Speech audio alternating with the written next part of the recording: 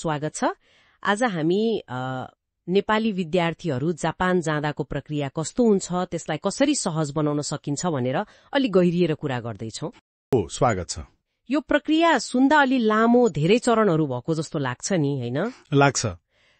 आजको छलफलको लक्ष्य चाहिँ यसलाई सकेसम्म सरल बनाउने हो। एकदम।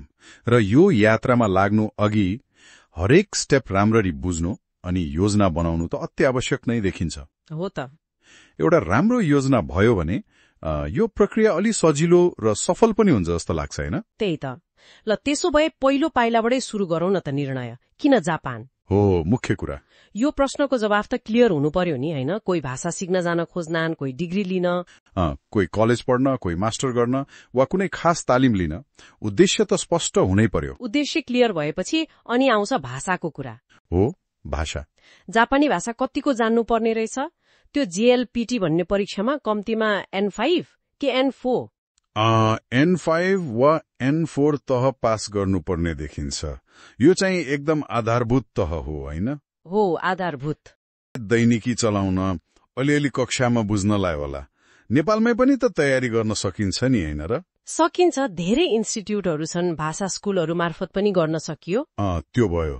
भाषाको लेभल पुगेपछि अब के, स्कुल खोज्ने? हो, स्कुल वा विश्वविद्यालय छान्ने पालो। यहाँनिर चाहिँ खै धेरै जसो कन्सल्टेन्सी मार्फत जाने चलन देखिन्छ। हो, त्यो चलन छ। सजिलो त होला सायद, तर भरपर्दो कन्सल्टेन्सी भेटाउनु पनि त एउटा कामै भयो नि। त हो, एकदमै होशियार हुनुपर्छ त्यसमा।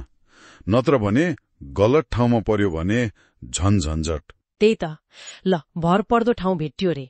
त्यसपछि कागजातको कुरा आउँछ होला है? एकदम। कागजातहरू, पासपोर्ट त भइहाल्यो, अनि शैक्षिक प्रमाणपत्रहरू। सीईदेखिका सबै, +2, ब्याचलर्स। हो, सबै। अनि त्यो JLPT को सर्टिफिकेट। अनि अर्को महत्वपूर्ण कुरा, आर्थिक क्षमता देखाउने कागजात। बैंक ब्यालेन्स, स्पोन्सर को हो, उहाँहरूको कागजात। हो, यो आर्थिक पाटो अलि जटिल हुन्छ होला है धेरैलाई। हुनसक्छ, किनभने यसमा नियमहरू अलिक कडा हुन्छन् अनि स्पोन्सरको सम्बन्ध प्रमाणित गर्ने, आम्दानी देखाउने अनि धेरै कागज चाहिन्छ। हो, सानो गल्तीले पनि अप्ठ्यारो पार्न सक्छ। ल, कागजात सबै जम्मा भयो। अब आउँछ त्यो सर्टिफिकेट अफ एलिजिबिलिटी, COE को कुरा। यो चाहिँ के हो खासमा? COE भनेको कस्तो भने नि, जापानको अध्यागमन विभागले दिने एउटा स्वीकृति पत्र जस्तै हो विद्यार्थीको लागि। ए छानेको स्कुलले नै विद्यार्थीको सबै डकुमेन्टहरू पठाएर अप्लाई गरिदिन्छ। अनि कति टाइम लाग्छ रे यसमा? 2 देखि 3 महिना जति लाग्न सक्छ भनिन्छ। ओहो, 2-3 महिना। त्यो त कुर्नु पर्ने भयो, धैर्य चाहिने रहेछ। चाहियो नि। COE आएपछि मात्रै भिसाको लागि अप्लाई गर्न मिल्ने हो। भनेपछि COE नआएसम्म भिसा प्रोसेस सुरु नै हुँदैन? हुँदैन। COE हात परेपछि अनि नेपालमा रहेको जापानी दूतावासमा जाने हो भिसा आवेदन दिन। एम्बेसीमा फेरि कागजात चेक हुन्छ, इन्टरभ्यू पनि हुन सक्छ। हुन सक्छ। उनीहरूले कागजात फेरि रुजु गर्छन्, कहिलेकाहीँ छोटो अन्तर्वार्ता पनि लिन्छन्। अनि सबै ठिकठाक भयो भने? सबै ठिक भए 1-2 हप्तामा भिसा लाग्छ भन्ने छ। ल है, भिसा लाग्यो, अब त जापान जाने लगभग पक्का भयो। हो नि। त्यसपछिको तयारी नि? टिकट काट्ने होला?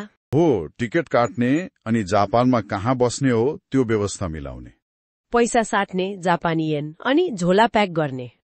र सबैभन्दा महत्वपूर्ण, सबै ओरिजिनल कागजात र तिनका कपीहरू सँगै राख्ने बिर्सनु भएन। हो, त्यो त एकदमै महत्वपूर्ण भयो।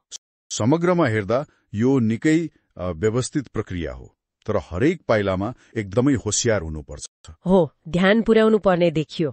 सानो कुराले पनि ढिलाइ वा समस्या ल्याउन सक्छ, तर योजना बनाएर राम्रोसँग तयारी गरेर लाग्यो भने यो यात्रा सम्भव छ। पक्कै पनि।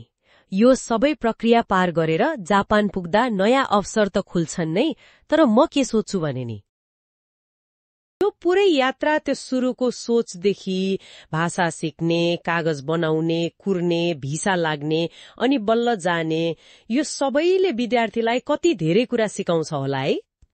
हो नि। पढाइ त छँदैछ, तर त्यो बाहेक आत्मनिर्भरता, समस्यासँग जुझ्ने क्षमता। हो, त्यो त ठूलो कुरा हो। हरेक चरणमा आफै लाग्नु पर्यो, बुझ्नु पर्यो। त्यसले मान्छेलाई एकदमै सक्षम बनाउँछ। त्यही त। त्यो अनुभव आफैमा एउटा ठूलो सिकाइ हो जस्तो लाग्छ। एकदम। त्यो व्यक्तिगत वृद्धिको पाटो पनि महत्वपूर्ण छ।